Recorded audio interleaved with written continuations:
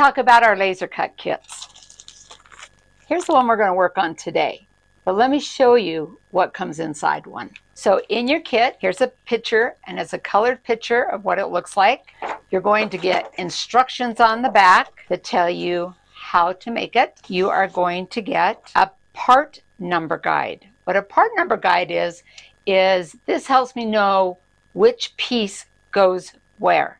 So I can show you that this one is P314. That means it goes on square 3 and it's piece 14. And I know that it's yellow. What I like to do when I get this piece is I will take this, and you're going to see the laser cut pieces in just a minute. I will take this and I will match it up to that color of fabric. I'll turn these over and I will number them with a pencil before I even cut them out. So then they look like this, so that they have their number and the place that they go. The next thing you're going to see in yours is a layout guide. This is what is the layout guide, and this is for every square, and each square has its own layout guide, and we're going to be working with the layout guide 1 today. So this is my layout guide.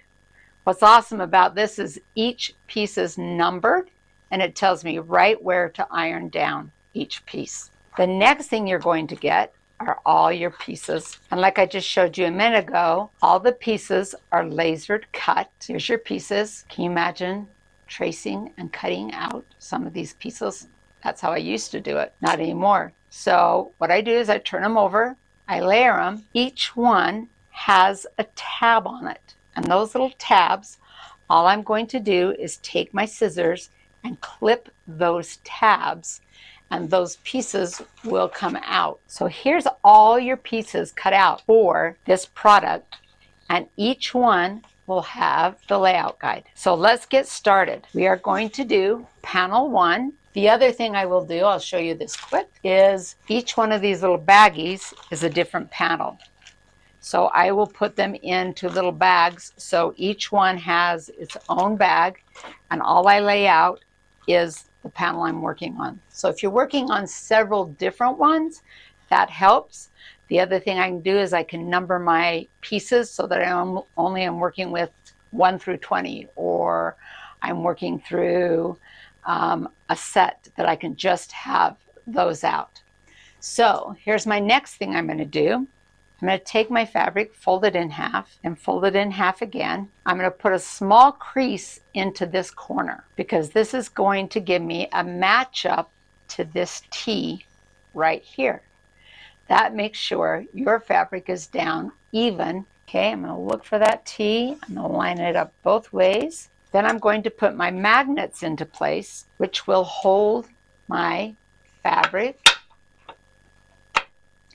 and my paper down while I'm ironing on pieces. So here are my pieces. They are all laid out, ready to put down.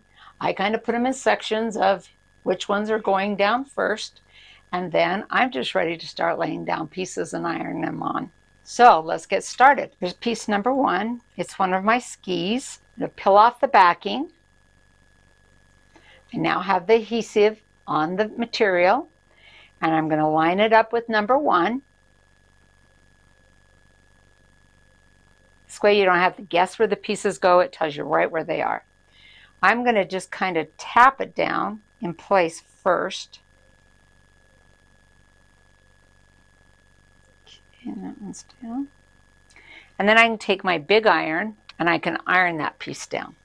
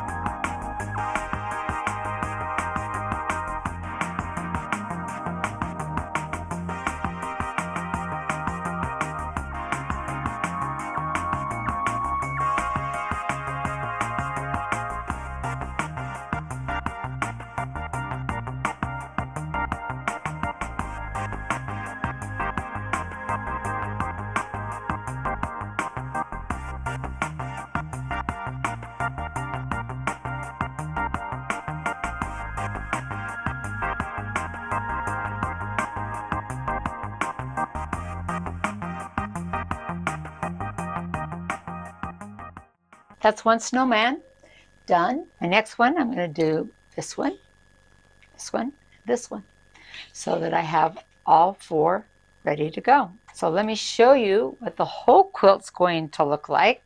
Is it going the right way? I forget that this one's hanging upside down, so I'm always trying to get him to be face up. So here's our finished product. This one I really like because it can be left up even into January because of the snowman on it. There's our tutorial for today. Hope you get this kit and you enjoy making it.